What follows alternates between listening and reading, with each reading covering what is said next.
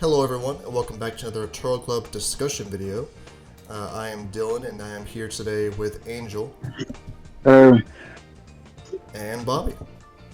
Hello. And yeah, we're going to be doing a tier list video today of all of the set 27 leaders, plus the pre-release pan leader as well. And we're going to be tier listing them against each other. We have a lot of practice and testing with a lot of the new Nexus set. Some more than others, and we'll talk about those as we go along. But I think we have a pretty good opinion of a lot of these decks. So I think we should be able to just do a fun little tier list video, showing how they stack up against each other mostly. Obviously, there's going to be the four tiers here. We have actually meta, which is going to be the decks that we could clearly tell are going to actually impact the meta. They're going to be seen in a lot of events. Then we have pretty solid, just like a decent deck, could be Rogue even. Maybe you could see it at events, but if you play it in really any events, like locals or even high tier meta, you could see it every once in a while. You could feel like it's pretty solid whenever we play it. Fun locals deck is probably just a deck that we only take the locals, but it could do pretty decently. It has some good, strong stuff in it, but it's just not quite enough to stack up against the other ones from this set. And then needs help are the decks that just clearly are worse than the others. Probably needs some kind of supports down the line to really make it better what it wants to do. But that's pretty much the tiers we got here. So we'll just start going one by one here with the leaders from set 27. So first we got the Zeno leader. So this is probably the leader we've had the least amount of testing with, because this is the one we've pretty much had no hope in at the start. I've played a few games against it on Untap. I don't think any of us have actually played it ourselves, so we don't have the best opinion on this one, but I've played against it a few times, and it is pretty rough having to have that set up the first three turns with all your invoker stuff. Do you guys have an opinion on this deck at all, this leader? yeah, I have no experience with it other than the video where we had to kind of come up with a deck list. I haven't played it. I haven't played against it. In concept, just thinking about it, I can see what you're supposed to do, but I don't see it. I don't see it ever actually doing anything, unless your opponent does nothing. In which case, Yeah, I don't know. We would have playtesting with it if we thought there was any hope for it, right? We've played most of the stuff, so if it was any good, we would have put it together and tried it out, but it seems to be the worst deck in the set, I think. I do want to try it. I'll try it, but I have no faith whatsoever, which isn't good. Yeah, the couple times I did play against it, you're really just doing nothing for the first two turns. You just have to set up a Z extra, and then you can set up your field and play an evoker guy. Then you can start playing your extra cards and kind of do stuff, but you don't really draw that many cards. You have a really awkward awakening. You have to pay 2 for your Z extra. You don't untap and awaken, so you're just tapped out, can't play your invoker stuff. It's really awkward. It definitely, I think, it needs help. You guys can tell, right? You guys agree with that? Oh yeah, very bad. I agree. Yes. Yeah, so I think that will definitely be the worst one by far. If it got some support, I think it could actually be decent, but as it is now, it definitely it's the definition of needs help for sure. So we'll go on to the next one, which is the Adventure Goku and Bulma deck. I've been the one who's mostly been playing this deck. It does seem it does seem pretty strong. I am not quite sure how it fares against the other green leaders. It's probably not as good. It has its gimmicks, and they are pretty strong, but it's not insane. I probably put it somewhere in pretty solid or fun locals deck. What do you guys think? I wouldn't put it just one tier above. I mean, the amount of cards in your hand and the board size, and that the amount of threats that can become just a double strike crit out of nowhere is just pretty. It's pretty good. I mean, it's what, a card or two away from being broken, probably. I think it's a very strong deck if red didn't exist, right? That's really the main Achilles heel of the deck. You get this extra layer of protection, but red just makes that ability null and void. So Yeah, the leader permanent is definitely what makes the deck actually good, because your board stays alive most games. It takes a lot of a lot of removal to remove your boards. They have to have double removal, and then there's also a counterplay that stops your removal from happening as well, so they can remove that also. If you swing into the Bulmas to stop the removal, you get dormanted, so you're kind of just in a weird spot a lot of the time. But yeah, it's good. I would say it's pretty solid, honestly. I mean, you guys. Yeah, I agree. Yeah, no. It's just not tier 1, and not because it's not strong, but just because everything else is so much stronger at the moment. And I don't think it needs it definitely doesn't need any help. It's just any little thing can push it into meta territory, I think. Yeah, for this kind of deck, you are very restricted to your archetype. You have to play a lot of the archetypes. Yeah. So you're not really playing any of the generic green threats. Yeah. Yeah. So well, I mean that is kind of a good and a bad thing, because the archetype is decent. Obviously, you want to play the archetype for the protection and everything, but yeah, it is pretty solid. I'm interested to see how it will do against a lot of better decks.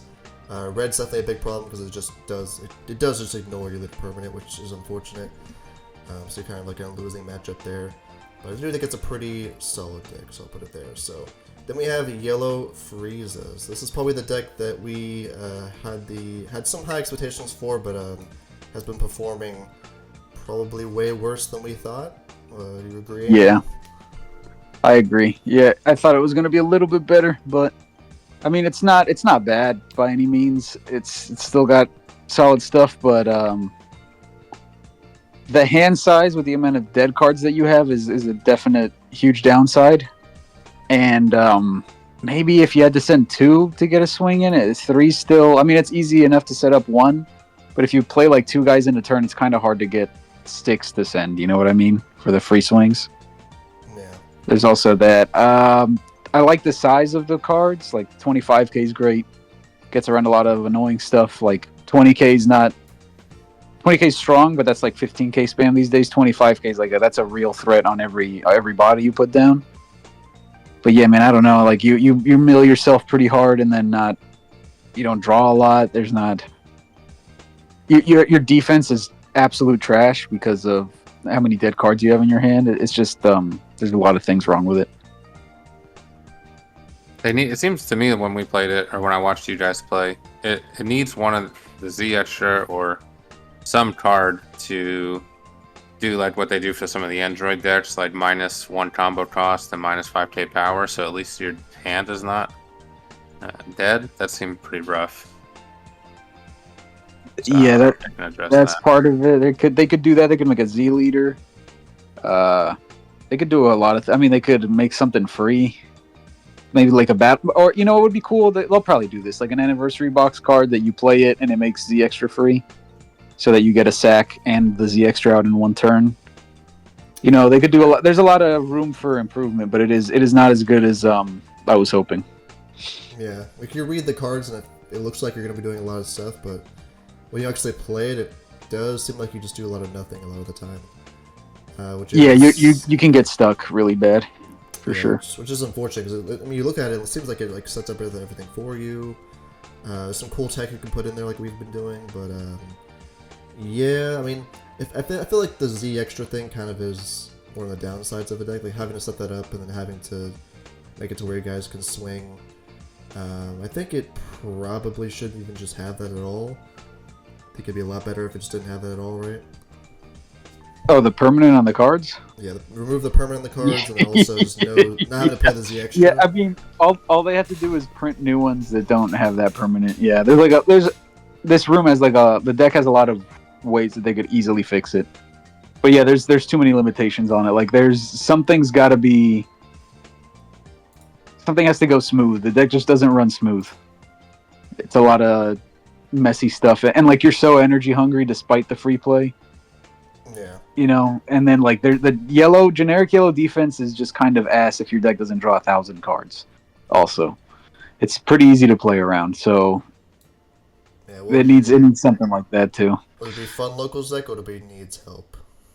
It's fun locals deck. It's not Zeno tier. It's beyond that for sure. Yeah, I could definitely see you doing stuff at locals with this deck at least, but I mean, like, yeah, you can. We've seen like the kinds of turns you can get off. They are pretty crazy once you do pop off, but it doesn't happen often. yeah. So we'll keep Frieza there. Then we'll move on to Red Jiren. This deck actually kind of surprised us with how much better we thought it was. It actually, it's like kind of the opposite of Frieza, where it's kind of just better than we thought it was. Yeah. We were probably when this was revealed, we probably thought it was going to be a run that needs help. But after playing it, you kind of get how it works. You get these giant unisons. You actually have a lot of defense, which is pretty cool. With the free negates, you have explosive dance, obviously, and a bunch of other free stuff, free negates and stuff you can use with like spirit boost stuff. You can get some giant leaders. You get free combos with the leader, spirit boosting. Yeah, I mean, it is better than I thought, but is it pretty solid? What do you guys think? It's Frieza tier. It also does crazy stuff, but it's not. Your deck is pretty much already pre-made. It's got the same kind of. There's like no room for crazy spice, and like you got to run a lot of kind of bullshit because of the way the deck works. So I think that makes it pretty limited, but it does have a lot of strong stuff. The spirit boost thing is a huge drawback, obviously, but it really mitigates it pretty well as long as you stick to the archetype. I like the leader, like the activate battle on the leader. I like the unisons; they're all pretty strong, like the Z unisons, I should say. But your deck is full of like, it's full of trash. Like the main board is full of trash. So Yeah, it's an interesting deck because unisons are always clunky, but it does draw a fair amount of cards and it does get these tall swings. And I just think it's the wrong meta.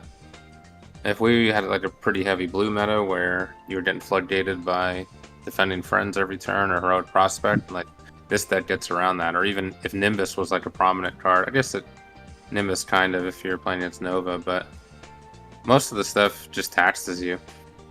So it doesn't really, it's just not the right time for it, I think. But it's another one that, like, it's not terrible. It can definitely do some stuff. Kills cantrips on turn 1, which is very annoying for a lot of decks that want to combo that card. yeah, It's that's just not enough. Yeah. Yeah, no, it's not broken or nothing though. Yeah, there's also sometimes you can get like pretty bricky hands just full of unisons or something, and then you just can't really, or like, you don't get the right unisons on the turns you need. That can be kind of like you just gonna do a bunch of nothing when that happens, which does feel bad. Or if you don't hit your marker ramp guys, then your swings are kind of puny. Yeah, and you need Z you don't get energy in. for your Z unison plays, obviously, and you don't get the right Z unisons that charge unisons from drop on your hand. You're just doing a lot of nothing. So, yeah, I feel like this deck could be a lot better with some support, but right now it's still a fun locals deck. I think you could definitely do some cool stuff with it. I've actually been having a lot of fun with it whenever I play it. So, but I would definitely say yeah, it's probably with the Frieza there. Then we'll go on to the Gammas. So I think we could tell right off the bat this deck's probably like really good. Has a lot of strong stuff. You can use a lot of the old Red Ribbon stuff with it, which makes it really strong. Ramping obviously is really good in this game, making you abuse a lot of the cards that you can use. Then yeah, what do you guys think of the Gammas? Think they're meta? Oh yeah, Yeah.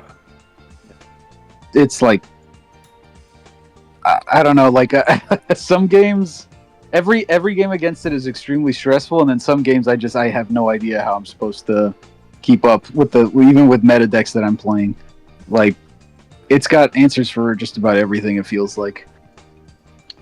Yeah, it's very toolboxy. They printed a lot of blue-green androids that you can mix and match, but the archetype cards are really strong, and being able to pass with energy open to defend is really strong. And a lot of the cards that replace themselves in energy and combo from energy and boost yourself and draw cards, like when I read it in the beginning, I thought, man, this leader effect is just going to kill your hand size, but it actually doesn't. Your hand stays.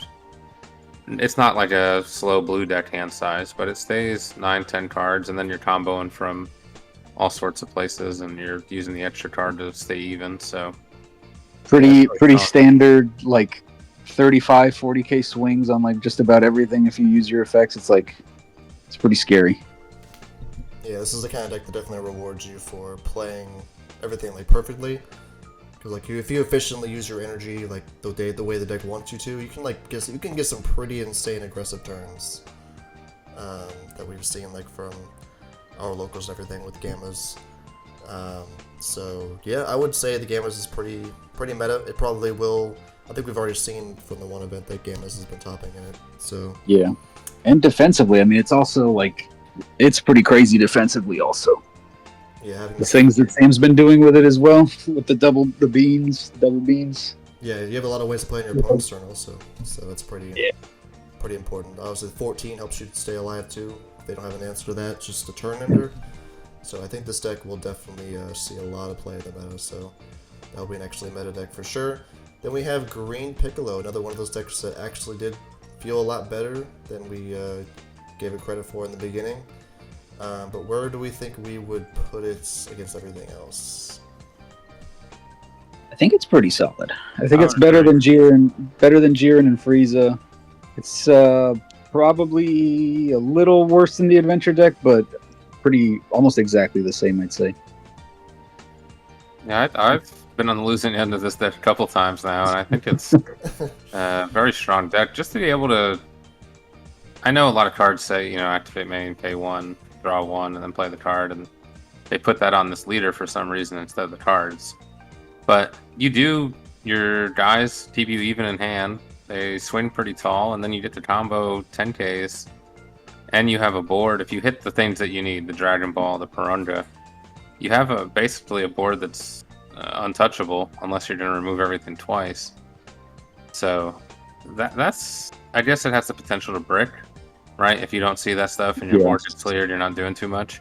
Yeah, if you get double board cleared, which has already happened, or like if your opponent plays smart and just removes the one guy that's a real threat on board from early on, then your mid-range turns, or like your aggro-ish turns, like turn 3 and 4, they can't really go too crazy.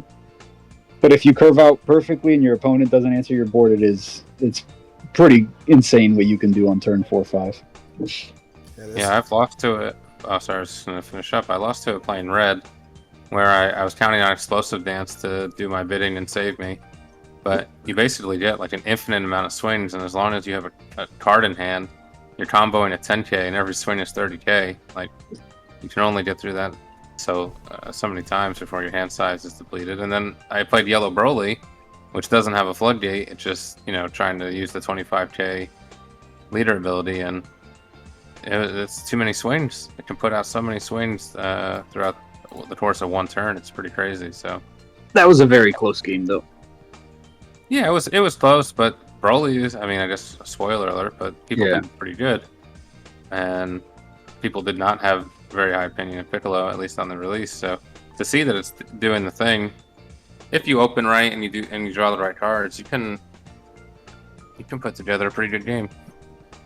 Yeah, it's pretty funny. The adventure deck and Piccolo are pretty similar, that they have like the extra layer of protection for your cards.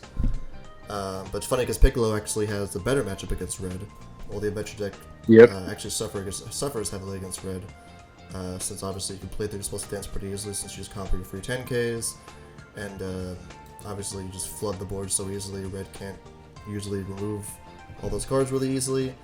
So yeah, it seems like it's gonna be a pretty red heavy meta with a lot of red Vegetas and stuff. So maybe it's Piccolo's time to shine, but it seems like, there probably is like some lists we can probably put together, like the ideal Piccolo list to make sure you're like the least chance you could brick in your hands. Make sure you see your field on curve and Porunga and curve and everything. But it's pretty hard to make sure you see that stuff though.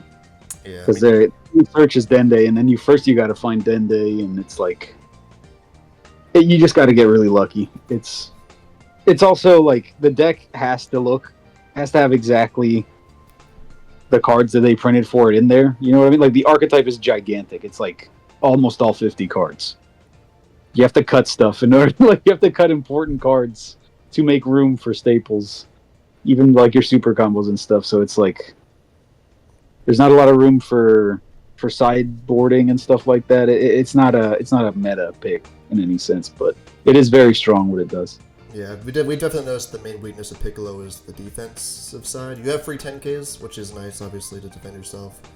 But, They run out though. if your opponent's just consistently attacking you over and over again, ignoring your board, just attacking your leader over and over again, like you're gonna have a tough time because like you don't have like a unison to get free dormants. You can't obviously use like a uneasing, so you just gotta rely on like Demon King Piccolo negates and maybe like paying 1 for dormant if you want to do that. You can. It's probably works fine.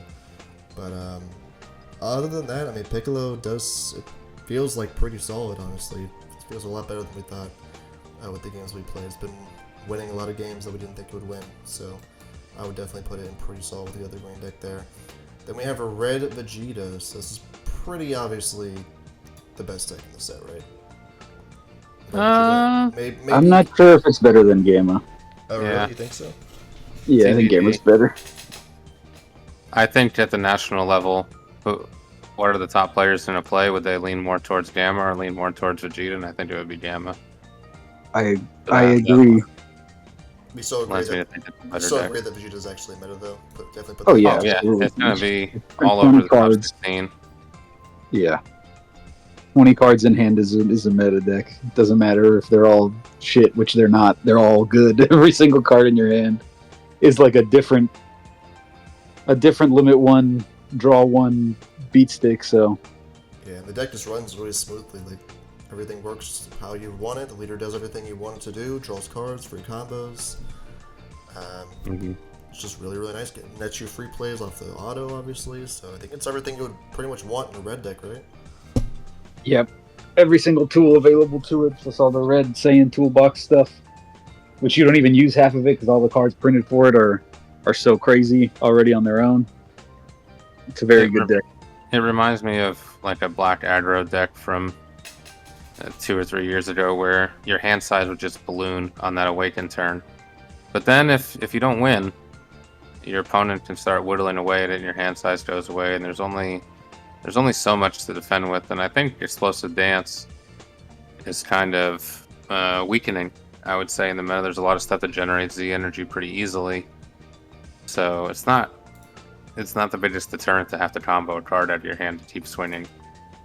So it's definitely good. It's strong. It's going to draw a lot of cards. It'll win a lot of games for sure. But I don't know if it's the best deck. No, I think Gamma's better. I think maybe even Broly's better. Maybe. Okay. Those two are close. Yeah, we definitely do agree it's at the top here. Other decks. Yeah, it's a tier 1 deck. I mean, it's something you can take to regionals, probably even Nats. Yeah. So now we'll move on. I bet you it'll be the most popular deck at Nats. Yeah, I can I see think that. that's what a lot of people. Yeah. It's very easy to play. It draws a ton of cards. What else do you want? Yeah, then it just comes down to skill, in the end. So Yeah. Pretty simple. it's not a high rolly deck, other than unless you build it wrong. Then you can get yourself into some situations where you're definitely losing. Yeah, it's very You cool. don't have enough fans. It's very cool. There's like a lot of different ways you can build it. So it'll be cool to see everyone's like different builds, like less Saiyans in there, but more like tools, or like more Saiyans to have consistency. But there's definitely a lot of cool ways you can build the deck. We've already seen a lot of it from the recent events, so we'll see more of that. But definitely a meta deck for sure. So now we'll move on to Mecha Gabbor and Supreme Kai. This is one we were actually very high on in the beginning. I know Bobby, you've played it, so I've been on this receiving end some pretty insane turns from it. So what do you think of the deck right now? I think it's probably the fastest aggro deck that you're going to see in an event. I think that's where it would shine as being early kill deck, because if you want to play mid-range, there's better decks. But I don't know if that really can hang in the current meta with so many good mid-range decks. So I think it's strong. It does a lot of cool stuff. But it's also kind of a glass cannon style deck. So I don't think I would put it in actually meta. I think people will play it because there's not a ton of black options to play. But yeah, I don't think it's on the Gamma or Vegeta tier. Would you put it above the green decks? I would say Adventure Time and that deck are pretty similar. Right? I don't think you'd pick them as the first choice in color, but they're viable. It could be any of those decks. I don't know. I haven't played against it yet, so I don't know. I mean, I pulled off some pretty. I think Dylan's traumatized by turn 2. I pulled off on him, or I think it was like 7 or 8 swings with. That's pretty crazy.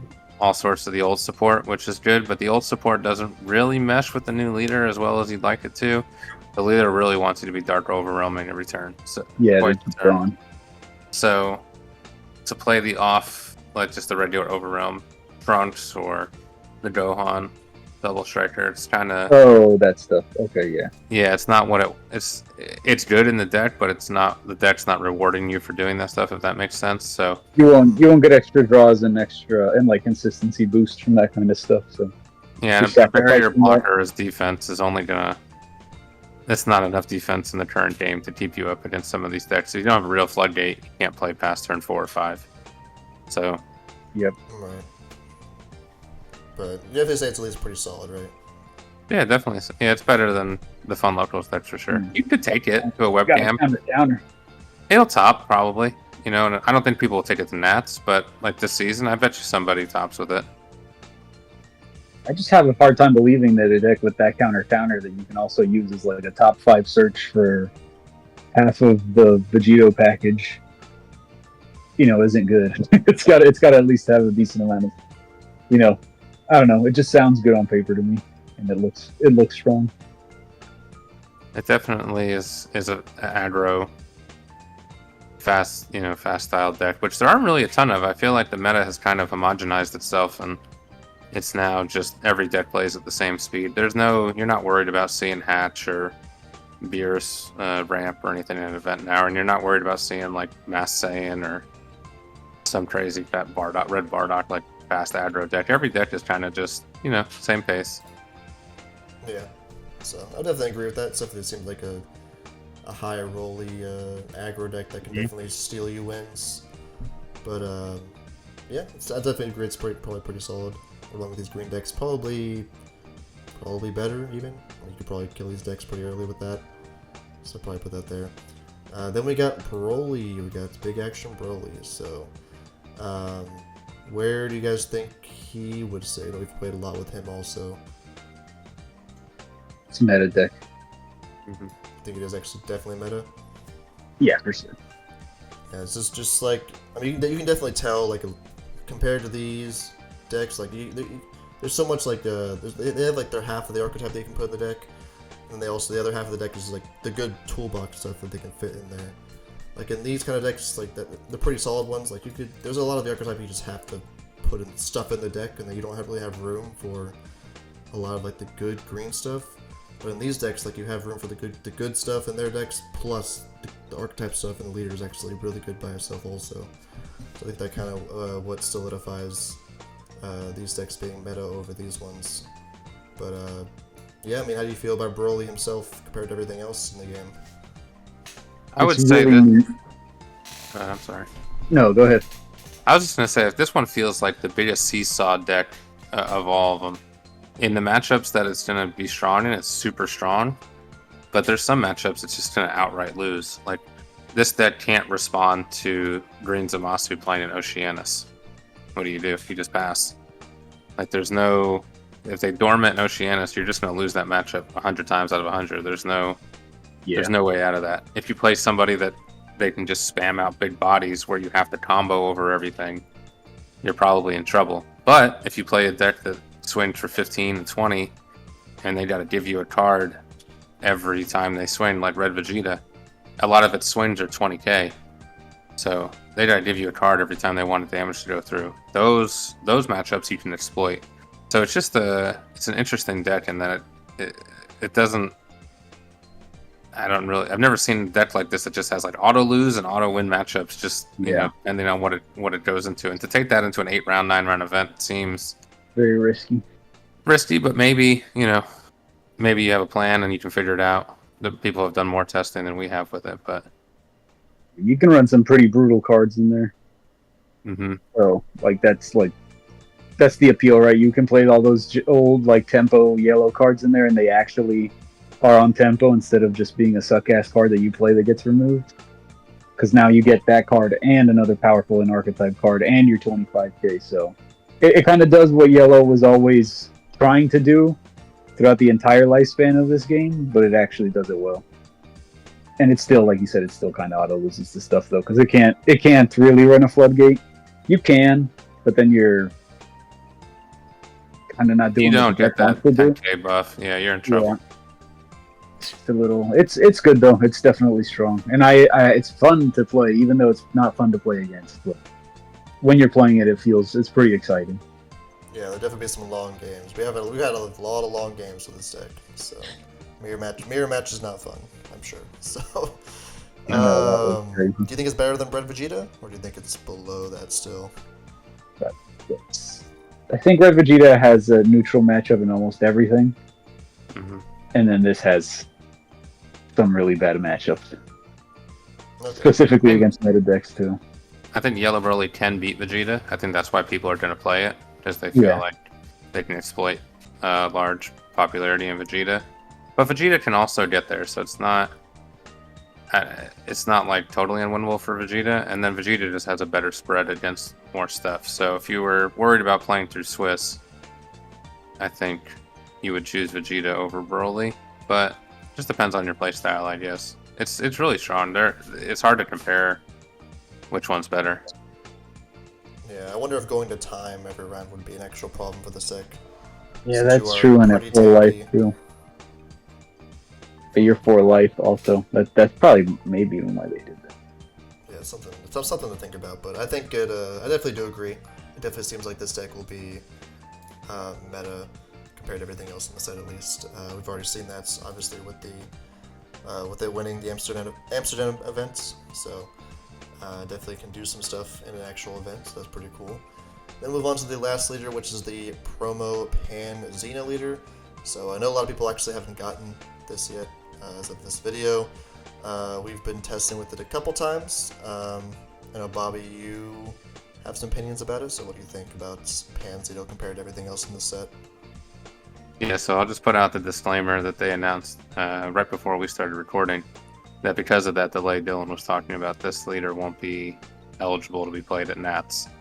So kind of makes this a moot point because people aren't going to test with it now if they're serious. But I would say that this deck kind of already exists. You're already playing most of this core just in Goku Zeno or Vegex or whatever black deck you want, generic black leader you want to use. And it draws when you combo, but it doesn't net you a card, so you have to use the promo Overrealm to combo a card to like kind of net a card. So I would say it's solid. This type of deck already exists. It's kind of a turn 3 aggro deck. Hope to get there because you don't have a big hand size, so you kind of just have to thread the needle and win. But yeah, I would not put it on the same tier as the top 3 that we have. Is the combo with the Gohan Z card feel really good in that deck? Yeah, for sure. That's a strong card as long as they don't respond to it. But you know, you're tapping 2 for that. That's most of your energy is going into that, and then it's not impossible to remove that card. You know, people play barrier removal now, so if that, and it's also 15k in rest mode. So yeah, you know, it's gonna die. Chances are you don't have a floodgate in black, so you gotta replay it every turn. It is strong, but it's not like on like a Gogeta Zeno at its peak level or Dark Broly or something like that. It's a pretty good tier 2 black deck. I think you'd put it in pretty solid below these other decks, or like maybe above the green ones? I think it would lose to the green ones, probably. Okay. Maybe it would beat Piccolo and it would lose to Adventure Time because it couldn't remove its board and you would just overwhelm it with swings. But it's different pace than Meki 2. I think it's like a turn slower than Meki. So it's just your generic black leader. If you're sick of playing Goku Zeno, you switch over to Pan. Okay. Well, that was all of the set 27 leaders ranked. I think this is pretty much what I imagined it would be, right? Piccolo's probably higher than I thought it would be when we first saw it. Zeno. Jiren fire. Yeah, Jiren was a little bit better. I don't think it's a needs help. I think it is a little bit better than that. Zeno's probably about what we thought. It is probably definitely just the worst deck in the sets. Yeah. And then the 3 decks that we thought seemed pretty nuts on paper actually are meta. So I would say Broly's a little surprising with how good it is. I just assumed tapping out was going to be bad. What? Weren't you the one that was the most afraid of it? What do you mean? Playing Like against it?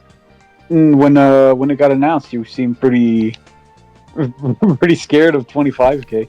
I think it's bad for the game that it's just like there's a ton of old legacy decks that just could never compete against the 25k base leader. It's just not possible. So I think it's like it has such a high floor that's a little scary. But tapping out is I think no floodgate in the modern game is tough. So it's interesting that it's been able to hold up and still win just by having a blocker and Mecha Gabbor or Unison or whatever you're doing with it. But there's enough defense even without a floodgate, which is also kind of scary. Well, all right. That will probably conclude this discussion video of the tier list. Just remember, this is our opinions. Don't freak out. We're not the gospel of Dragon Ball Super Card Game. We don't. False. You can freak out. Just comment. Yeah, this is the truth. Yeah. So tell us what you think of a tier list. Tell us what you think should be in each tier. Tell us why we're wrong if you want to. Tell us why a deck is better than you think it is, or worse than you think it is, and let us know where you would put the decks in each tier. So, yeah, that's probably about where we're gonna be listing them. That'll be the end of this discussion video. Thank you guys for watching, and we'll see you guys in the next one. Goodbye.